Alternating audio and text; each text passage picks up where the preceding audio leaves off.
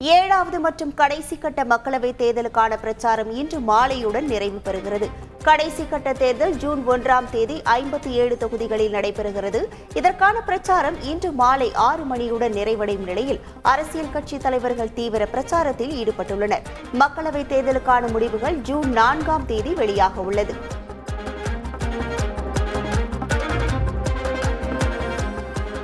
விவேகானந்தர் மண்டபத்தில் தியானம் மேற்கொள்வதற்காக பிரதமர் மோடி இன்று மாலை கன்னியாகுமரி வரவுள்ளார். பிற்பகல் 3:55 மணிக்கு டெல்லியிலிருந்து திருவனந்தபுரம் விமான நிலையத்திற்கு வரும் மோடி அங்கிருந்து ஹெலிகாப்டர் மூலம் மாலை 4:35 மணிக்கு கன்னியாகுமரிக்கு வருகிறார். கடலில் அமைந்துள்ள விவேகானந்தர் நினைவு மண்டபத்தில் நாளை தியானம் மேற்கொள்ளும் பிரதமர் மோடி ஜூன் 1ஆம் தேதி பிற்பகல் 3:25 மணிக்கு கன்னியாகுமரியிலிருந்து டெல்லி செல்கிறார்.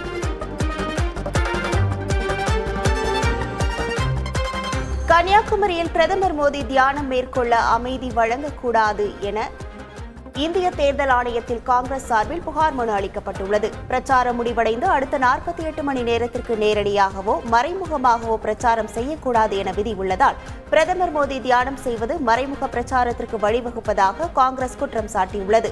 பிரதமரின் தொகுதியான வாரணாசியில் தேர்தல் நடைபெறும் சூழலில் தியானம் மேற்கொண்டால் அவரது தொகுதியில் செய்தியாக ஒளிபரப்பாகும் என காங்கிரஸ் சுட்டிக்காட்டியுள்ளது. மேலும் தியானம் செய்வதை அச்சு மற்றும் ஆடியோ வீடியோ வடிவில் வெளியிட தடை விதிக்க வேண்டும் எனவும் வலியுறுத்தியுள்ளது.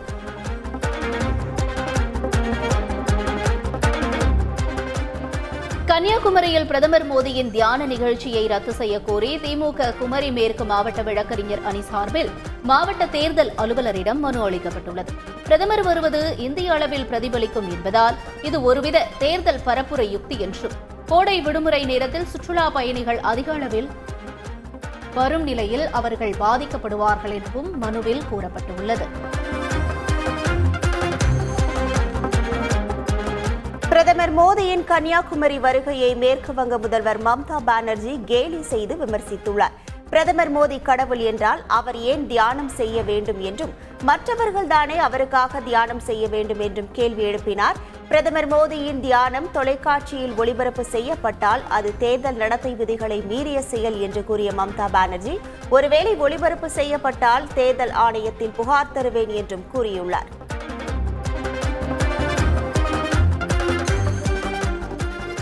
ஜூன் 4ஆம் தேதிக்கு பிறகு 6 மாதங்களில் குடும்ப கட்சிகள் சிதைந்து போகும் என பிரதமர் மோடி விமர்சித்துள்ளார். ஒடிசா மாநிலம் கேந்திரபரா பகுதியில் நடைபெற்ற பிரச்சார பொதுக்கூட்டத்தில் உரையாற்றிய பிரதமர் மோடி ஜூன் 4ஆம் தேதி தேர்தல் முடிவுகள் வெளியான பிறகு அடுத்த 6 மாதங்களில் நாட்டின் வளர்ச்சிக்கான புதிய அத்தியாயம் தொடங்கும் என குறிப்பிட்டார். அதே சமயம் இந்த 6 மாதங்களில் அரசியலில் சூறாவளி வீசப்போவதாகவும் குறிப்பாக குடும்ப கட்சிகள் சிதைந்து போகும் எனவும் பிரதமர் மோடி தெரிவித்தார். மதவெறி கொண்ட யானையை விட மத வெறி பிடித்துள்ள பாஜக நாட்டிற்கு ஆபத்தானது என்று அதிமுக முன்னாள் அமைச்சர் ஜெயக்குமார் கடுமையாக விமர்சித்துள்ளார். முன்னாள் முதல்வர் ஜெயலலிதாவை இந்துத்துவா தலைவர் என பாஜக மீண்டும் மீண்டும் விமர்சித்து வரும் நிலையில் ராமர் கோவில் மசூதி விவகாரத்தை அரசியலாக்க வேண்டாம் என ஜெயலலிதா பேசும் ஆடியோவை ஜெயக்குமார் வெளியிட்டுள்ளார்.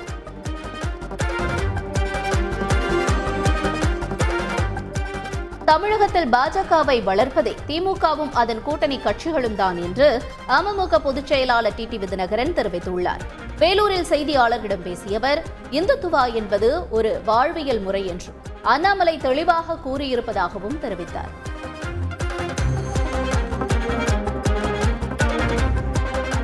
மக்களவைத் தேர்தல் வாக்கு எண்ணிக்கையின் போது அதிமுக கூட்டணி முகவர்கள் விழிப்புடன் செயல்பட வேண்டும் என்று அக்கட்சி பொதுச் செயலாளர் எடப்பாடி பழனிசாமி வேண்டுகோள் விடுத்துள்ளார்.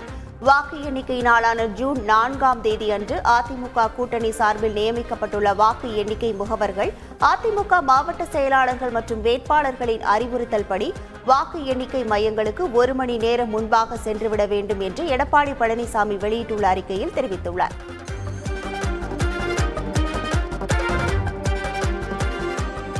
திருவாரூர் மாவட்டம் திருசிறுகுடி சூட்சுமபுரீஸ்வரர் கோயிலில் முன்னாள் முதலமைச்சர் ஓ பன்னீர்செல்வம் சுவாமி தரிசனம் செய்தார். இந்த கோயிலில் வழிபட்டால் வேண்டிய பதவிகள் கிடைக்கும் என்பது நம்பிக்கையாக உள்ள நிலையில் மகனுடன் OPS சுவாமி தரிசனம் செய்தார்.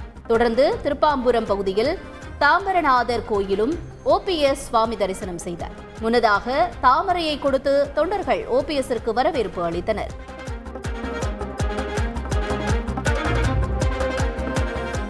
எழுதிய பாட்டு வரிகளை சில படங்களின் தலைப்பாக வைத்து பலர் தன்னை பயன்படுத்தியதாக வைரமுத்து தெரிவித்தார். உரிமையில் எடுத்துக் கொள்கிறார்கள் என்று தானும் கேட்பதில்லை என்று அவர் கூறினார். படத்திற்கு ஆங்கில தலைப்பை வைக்காதீர்கள் என்று வேண்டுகோள் விடுத்த அவர் ஆங்கில தலைப்பால் படம் ஓடியதற்கு சான்று உள்ளதா எனவும் கேள்வி எழுப்பினார். பள்ளி மாணவர்களுக்காக ஜூன் 6ஆம் தேதி முதல் ஆதார் சிறப்பு முகாம்கள் நடத்தப்படும் என பள்ளிக் கல்வித்துறை அறிவித்துள்ளது. அமைச்சர்கள், சட்டமன்ற உறுப்பினர்கள், உள்ளாட்சி மன்ற பிரதிநிதிகளை கொண்டு இந்த முகாம்களை நடத்துவதற்கு தேவையான ஏற்பாடுகளை மாவட்ட முதன்மை கல்வி அலுவலர்கள் செய்ய வேண்டும் என்றும் பள்ளிக் கல்வித்துறை செயலாளர் குமரகுருபரன் கேட்டுக் கொண்டுள்ளார். மேற்கு வங்கத்தில் குடியுரிமை திருத்தச் சட்டத்தின் கீழ் அகதிகளுக்கு குடியுரிமை வழங்கப்பட்டது. இந்த சட்டத்தின் கீழ் மே 15ஆம் தேதி முதல் முறையாக 14 பேருக்கு குடியுரிமை சான்றிதழை மத்திய அரசு வழங்கியது. மேற்கு வங்கத்தில் எக்காரணம் கொண்டும் குடியுரிமை திருத்தச் சட்டத்தை நடைமுறைப்படுத்த விடமாட்டேன் என்று அந்த மாநில முதல்வர் மமதா பானர்ஜி தொடர்ந்து முழங்கி வந்த நிலையில் அவருடைய மாநிலத்திலேயே குடியுரிமை வழங்கப்பட்டுள்ளது குறிப்பிடத்தக்கது.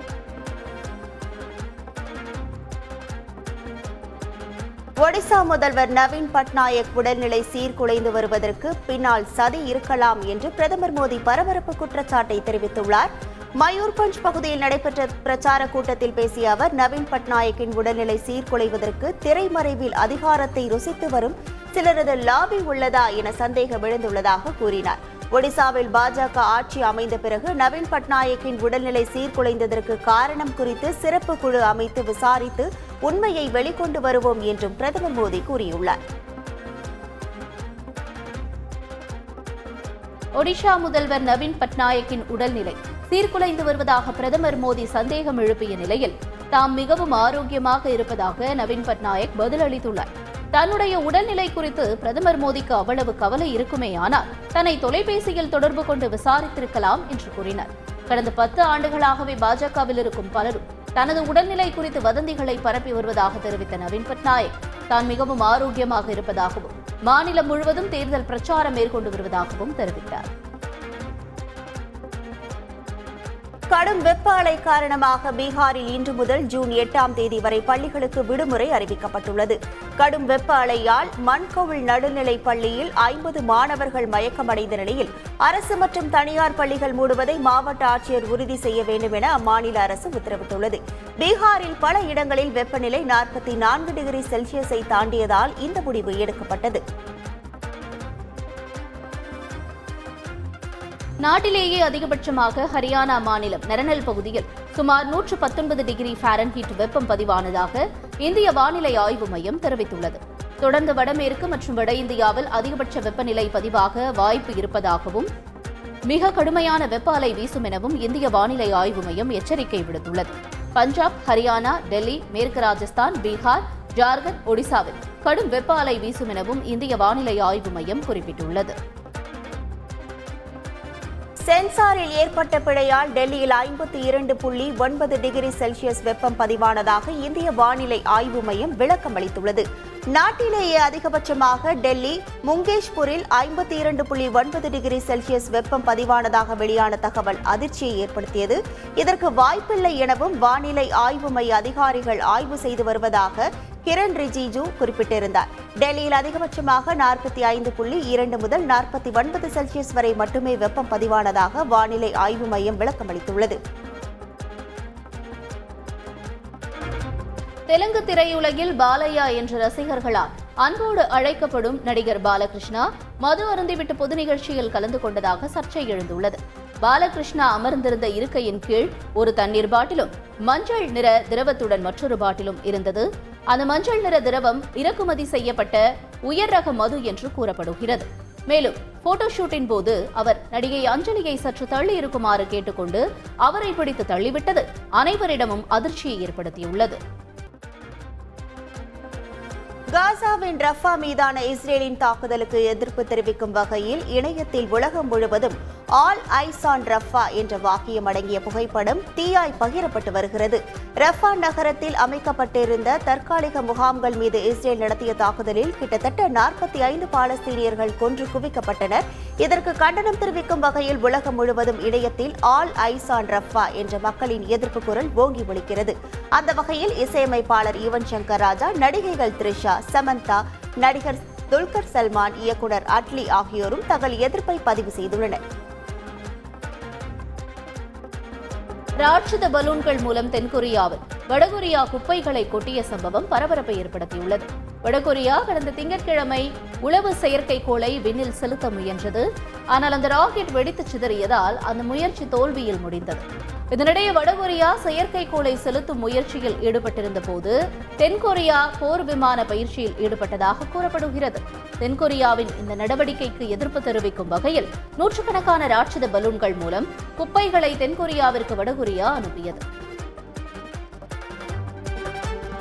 2023ஆம் ஆண்டிற்கான சிறந்த T20 வீரராக இந்தியாவின் சூரியகுமார் யாதவை சமீபத்தில் ICC அறிவித்திருந்தது. இந்த நிலையில் சிறந்த T20 வீரருக்கான விருது மற்றும் தொப்பியை சூரியகுமார் யாதவிடம் ICC வழங்கியுள்ளது. அதேபோல் 2023ஆம் ஆண்டிற்கான ICC டெஸ்ட் அணியில் இந்தியாவின் ரவீந்திர ஜடேஜா இடம்பெற்றிருந்தார். இதற்கான தொப்பியை இந்திய அணியின் பயிற்சியாளர் ராகுல் டிராவிடிடம் இருந்து பெற்றுக்கொண்ட ஜடேஜா சிறந்த மனிதரிடமிருந்து சிறந்த தொப்பியை வாங்கியுள்ளதாக இன்ஸ்டாகிராமில் பதிவிட்டுள்ளார். முன்னாள் முதலமைச்சர் கருணாநிதியின் கலைஞர் நூற்றாண்டு நிறைவு மலர் 2024 முதலமைச்சர் மு.க. ஸ்டாலின் ஜூன் 3ஆம் தேதி வெளியிடவுள்ளார். ஜூன் 3ஆம் தேதி முன்னாள் முதல்வர் கருணாநிதியின் பிறந்த நாள் விழா கொண்டாடப்பட உள்ளது. இதனை நூற்றாண்டு நிறைவு விழாவாக கொண்டாட திமுகவினர் தயாராகி வருகின்றனர். தமிழ்நாடு மின்சார ஒழுங்குமுறை ஆணையத்துக்கு 6,97,00,000 ரூபாய் GST வரி செலுத்தும்படி பிறப்பிக்கப்பட்ட நோட்டீஸுக்கு இடைக்கால தடை விதித்து சென்னை உயர்நீதிமன்றம் உத்தரவிட்டுள்ளது. ஒழுங்குமுறை ஆணைய செயலாளர் வீரமணி தொடர்ந்த வழக்கை விசாரித்த உயர்நீதிமன்றம் GST கூடுதல் இயக்குநர் பதிலளிக்க உத்தரவிட்டு விசாரணையை ஜூலை 1ஆம் தேதிக்கு தள்ளி வைத்தார். கோவை தனியார் மருத்துவமனையில் திருட வந்தவரை அடித்துக் கொன்ற வழக்கில் மருத்துவமனை துணைத் தலைவர் உட்பட 8 பேரை போலீசார் கைது செய்து சிறையில் அடைத்தனர். தனியார் மருத்துவமனையில் இரும்பு கம்பிகளை திருட வந்ததாக ராஜா என்பவர் தாக்கப்பட்டு படுகாயமடைந்தார். அதே மருத்துவமனையில் சிகிச்சைக்கு அனுமதிக்கப்பட்ட நிலையில் சிகிச்சை பலனின்றி உயிரிழந்தார். முதலில் சந்தேக மரணம் என வழக்கு பதிவு செய்த பீலமேடு போலீசார் பின்னர் அதனை கொலை வழக்காக மாற்றியுள்ளனர். சென்னை மயிலாப்பூரில் உள்ள குடிசை மாற்று வாரிய குடியிருப்பில் சிமெண்ட் பூச்சி பெயர்ந்து விழுந்து பெண் ஒருவர் காயமடைந்த சம்பவம் பரபரப்பை ஏற்படுத்தியது. உடனடியாக அவரை மீட்ட அக்கம் பக்கத்தினர் மருத்துவமனையில் அனுமதித்துள்ளனர். ஏற்கனவே புதிய வீடுகள் கட்ட முடிவு செய்யப்பட்ட நிலையில் ஒரு சில குடியிருப்பு வாசிகளின் ஒத்துழைப்பு இல்லாததால் தள்ளி போவதாக கூறப்படுகிறது. எனவே சம்பந்தப்பட்ட அதிகாரிகள் தலையிட்டு உரிய நடவடிக்கை எடுக்க கோரிக்கை வைத்துள்ளனர். சென்னை பட்டாளம் பகுதியில் தீபாவளி சீட்டு நடத்தி கோடிக்கணக்கில் ஏமாற்றிய தம்பதியினர் மீது சென்னை காவல் ஆணையர் அலுவலகத்தில் பொதுமக்கள் புகார் அளித்துள்ளனர். மாதம் 1000 ரூபாய் கட்டி வந்தால் 10வது மாதம் இறுதியில் ரூபாய் 13,000 பணம் கிடைக்கும் என்று கூறியுள்ளனர். இதனை நம்பி சுமார் 500க்கும் மேற்பட்டவர்கள் பணம் கட்டி உள்ளனர். தொடர்ந்து 4 ஆண்டுகள் சரியாக பணம் கொடுத்த அவர்கள் கடந்த ஆண்டு பணம் தராமல் ஏமாற்றியதாக கூறப்படுகிறது. சென்னையிலிருந்து அமெரிக்கா செல்ல வந்த பயணி திடீரென ஆடைகளை களைந்து நிர்வாணமாக ஓடியதால் பரபரப்பான சூழல் நிலவியது. அமெரிக்காவிற்கு செல்ல இருந்த 47 வயதான நபர் மன அழுத்தம் காரணமாக இந்த செயலில் ஈடுபட்டதாக அவரது தந்தை கூறியுள்ளார். எனினும் அவரது செயலை கருத்தில் கொண்டு சம்பந்தப்பட்ட விமான நிறுவனம் அவர் பயணம் செய்ய அனுமதி மறுத்துவிட்டது. தூத்துக்குடி அருகே மக்கள் அனைவரும் ஊரை காலி செய்து சென்ற பின்பும் தனியாக வசித்து வந்த கடைசி விவசாயியும் மரணமடைந்ததால் அது ஆளில்லாத கிராமமாக மாறியுள்ளது. கந்தசாமியின் இறுதி சடங்குகள் அருகில் உள்ள சிங்கத்தாக்குறிச்சியில் நடத்தப்பட்டு பின்னர் அவர் கடைசியாக வாழ்ந்த மீனாட்சிபுரம் கிராமத்தில் உடல் அடக்கம் செய்யப்பட்டது. கிராமத்தின் கடைசி விவசாயி இறப்பு அந்த ஊரை பூர்வீகமாக கொண்ட இளைஞர்களுக்கு தங்கள் கிராமத்தை மீண்டும் பார்க்க வாய்ப்பு ஏற்படுத்தி கொடுத்ததாக நிகழ்ச்சியுடன் கூறி சென்றனர். கேரளாவில் ஓடும் பேருந்தில் நிறைமாத கர்ப்பிணிக்கு திடீரென பிரசவ வலி ஏற்பட்டு பேருந்திலேயே குழந்தை பிறந்தது. கர்ப்பிணிக்கு பிரசவ வலி ஏற்பட்டவுடன் பயணிகளுடன் ஓட்டுநர் பேருந்தை மருத்துவமனைக்கு கொண்டு சென்றார். உடனடியாக மருத்துவர்களும் செவிலியர்களும் பேருந்திலேயே ஏறி கர்ப்பிணி பெண்ணுக்கு பிரசவம் பார்த்தனர். அந்த பெண்ணுக்கு அழகான பெண் குழந்தை பிறந்திருப்பதாகவும் தாயும் சேயும் நலமுடன் இருப்பதாக மருத்துவமனை நிர்வாகம் தெரிவித்துள்ளது.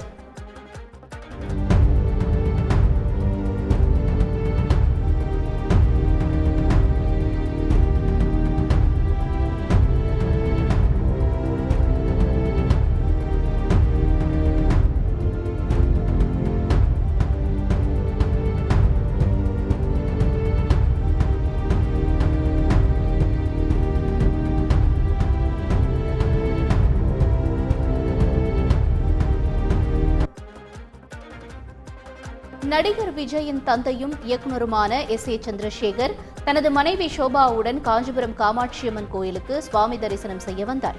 அப்போது அவர்களுடன் பக்தர்கள் போட்டி போட்டு செல்ஃபி எடுக்க முயன்றனர்.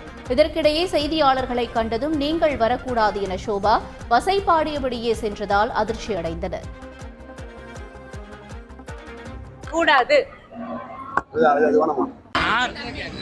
நார்மலா இதெல்லாம் இருக்குது. நீங்க வரக்கூடாது நார்மலா இதெல்லாம் இருக்குது.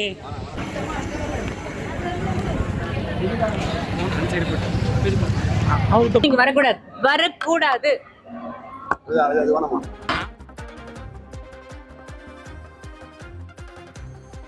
விஸ்வம்பர திரைப்படத்தின் படப்பிடிப்பு தளத்தில் மெகா ஸ்டார் சிரஞ்சீவியை நடிகர் அஜித் குமார் சந்தித்துக் கொண்ட புகைப்படங்கள் வெளியாகியுள்ளது. தெலுங்கு இயக்குனர் மல்லிடி வசிஷ்டா இயக்கத்தில் மெகா ஸ்டார் சிரஞ்சீவி நடிக்கும் திரைப்படம் விஸ்வம்பர. இந்த திரைப்படத்தில் சிரஞ்சீவிக்கு ஜோடியாக த்ரிஷா நடிக்கிறார். இந்த நிலையில் விடாமுயற்சி, குட் பேட் அக்லி ஆகிய திரைப்பட வேளைகளில் பிஸியாக இருக்கும் நடிகர் அஜித் படப்பிடிப்பு தளத்தில் சிரஞ்சீவியை சந்தித்து புகைப்படம் எடுத்துக் கொண்டார்.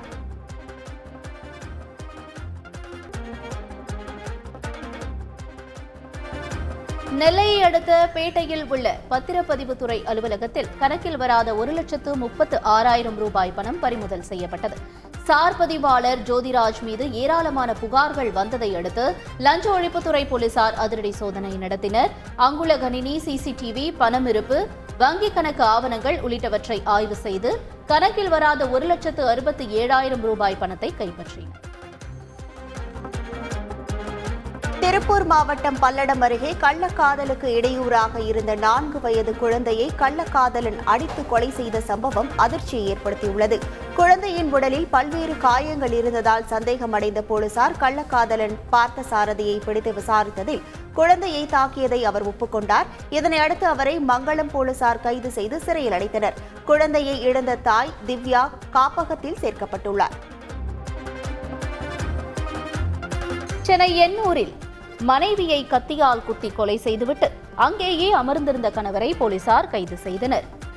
கருத்து வேறுபாடு காரணமாக கடந்த சில மாதங்களாக மனைவி ராஜுவை பிரிந்து வாழ்ந்து வந்த பிரேம்குமார் என்பவர் நேற்று அவரது அம்மா வீட்டிற்கு சென்று தான் மறைத்து வைத்திருந்த கத்தியை எடுத்து ராஜை சரமாரியாக குத்தியுள்ளார். இதில் இரத்த வெள்ளத்தில் சரிந்த மனைவி மருத்துவமனைக்கு அழைத்து செல்லும் வழியில் உயிரிழந்தார். சேலம் மாவட்டம் தாரமங்கலத்தை அடுத்த தொலசம்பட்டி அருகே டாஸ்மாக் பாரில் ரவுடி கும்பலின் தாக்குதல் வீடியோ வெளியாகி அதிர்ச்சியை ஏற்படுத்தியுள்ளது. டாஸ்மாக் பாருக்கு காமண்டப்பட்டியை சேர்ந்த ஒரு கும்பல் மது குடிக்க வந்துள்ளது. சிறிது நேரத்தில் ஏற்கனவே அங்கு மது குடித்துக் கொண்டிருந்த இருவரை சரமாரியாக அந்த கும்பல் தாக்கியுள்ளது. கற்களை எடுத்து வீசியதோடு மதுபான பாரையும் அடித்து நொறுக்கினர்.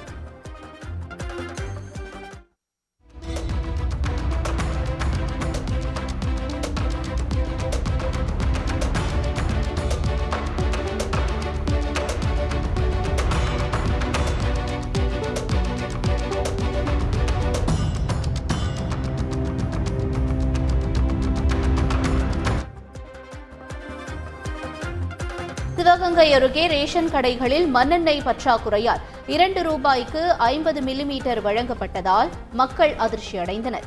கொல்லங்குடியில் உள்ள ரேஷன் கடையில் 950 ரேஷன் கார்டுகளுக்கு வெறும் 38 லிட்டர் மண்ணெண்ணெய் மட்டுமே வழங்கப்பட்டதாக கூறி மக்களுக்கு 50 மில்லி விநியோகம் செய்யப்பட்டது. ரூபாய் கவர்மெண்ட்ல கொடுத்து மண்ணெண்ணெய் வாங்கிருக்கீங்க. எல்லாருக்குமே 2 ரூபாய்க்கு மண்ணெண்ணெய் கொடுக்குறாங்களா? 2 ரூபாய்க்கு தான் மண்ணெண்ணெய். ஆமா ஆமா, மண்ணெண்ணெய் 2 ரூபாய்க்கு வாங்குறேன். இந்த மண்ணெண்ணையே நிப்பாட்டிட்டு தயவு செய்து மண்ணெண்ணையே வேணாம். ஆமா, மண்ணெண்ணெய் கொடுக்குறோம்னு சொல்லி கஷ்டப்படுத்துறாங்க மக்கள. இதெல்லாம் நீ வச்சு எங்க விலைக்கு எரிக்க முடியுமா? எரிக்கவே முடியாது. அளவுல ஊத்துறாங்க 2 ரூபாய்க்கு.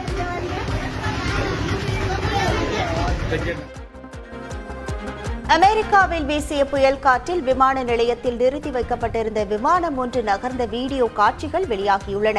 அங்கு வீசி வரும் புயல் மற்றும் கனமழையால் டெக்சாஸ் உள்ளிட்ட 4 மாகாணங்கள் கடுமையான பாதிப்புகளை சந்தித்துள்ளன. இதனிடையே டெக்சாஸ் மாகாணத்தில் உள்ள டல்லாஸ் போர்ட் வர்த் பகுதியில் மணிக்கு 153 கிலோமீட்டர் வேகத்தில் காற்று வீசியது. அப்போது அங்குள்ள விமான நிலையத்தில் நிறுத்தப்பட்டிருந்த அமெரிக்கன் ஏர்லைன்ஸ் விமானம் நகர்ந்துள்ளது. இது தொடர்பான வீடியோ காட்சிகள் வெளியாகியுள்ளன.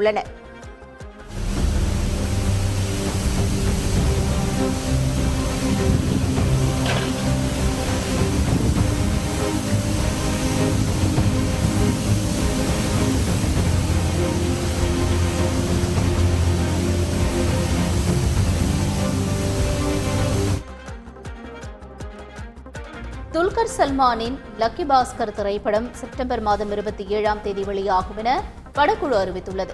வெங்கி அட்லூரி இயக்கும் இந்த படத்தில் துல்கர் சல்மானுக்கு ஜோடியாக மீனாட்சி சௌத்ரி நடிக்கிறார். இந்த திரைப்படம் தெலுங்கில் தயாரானாலும் தமிழ், கன்னடம், மலையாளம் மற்றும் ஹிந்தியிலும் வெளியாகிறது.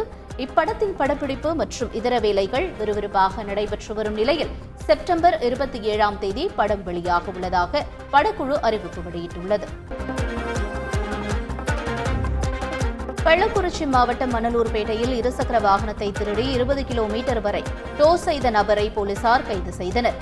ஜம்பைபக் கிராமத்தைச் சேர்ந்த வினோத் என்பவரது பைக் வீட்டின் முன்பு நிறுத்தப்பட்டிருந்த நிலையில் சிசிடிவி காட்சிகளின் அடிப்படையில் தாசர்புரம் பகுதியைச் சேர்ந்த தசரதனை போலீசார் கைது செய்து வாகனத்தை மீட்டனர்.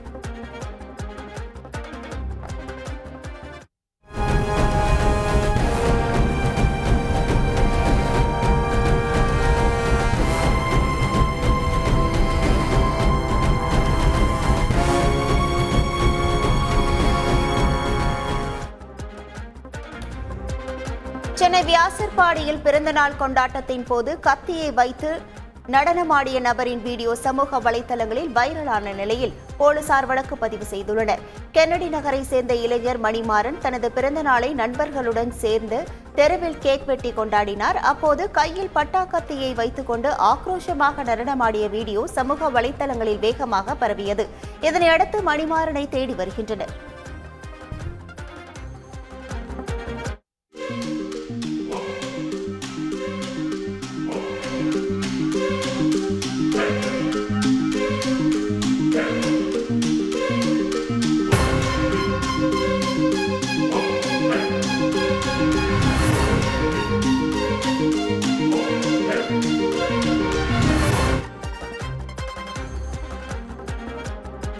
நீலகிரி மாவட்டம் கோத்தகிரி அருகே குட்டியை முதுகில் சுமந்து கொண்டு கரடி ஒன்று சாலையில் சுற்றித் திரிந்ததால் மக்கள் அச்சமடைந்தனர்.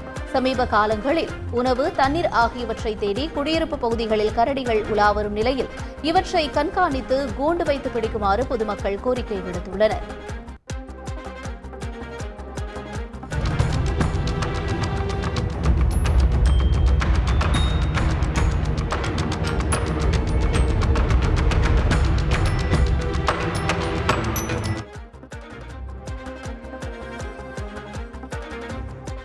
கேரள மாநிலம் பத்தனம்திட்டாவில் உள்ள எலிமுள்ளு பகுதியைச் சேர்ந்த 19 வயது இளைஞர் சுதிமோன் என்பவர் ரீல்ஸ் எடுப்பதற்காக ஆற்றுக்குள் குதித்த சம்பவம் அதிர்ச்சியை ஏற்படுத்தியுள்ளது.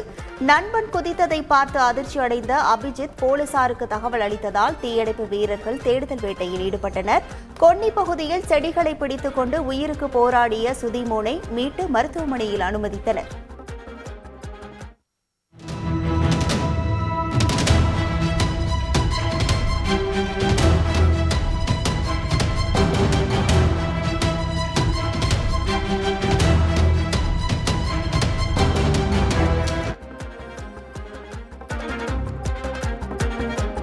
பப்புவா நியூகினியாவில் நிலச்சரிவு ஏற்பட்டு 5 நாட்களை கடந்த நிலையில் மீட்புப் பணிகள் தொடர்ந்து நடைபெற்று வருகின்றன. ஏங்கா மாகாணத்தில் உள்ள எம்பலி கிராமத்தில் ஏற்பட்ட நிலச்சரிவில் 2000க்கும் அதிகமானோர் உயிருடன் மண்ணில் புதைந்தனர். 2 மாடி உயரம் அளவுக்கு படிந்துள்ள சேறு, மண் மற்றும் குப்பைகளுக்கு இடையே மாயமான உறவினர்களை கிராம மக்கள் கண்ணீருடன் தேடி வருகின்றனர். இதுவரை 6 உடல்கள் மட்டுமே மீட்கப்பட்டுள்ள நிலையில் மீட்புப் பணிகள் தொடர்ந்து நடைபெற்று வருகின்றன.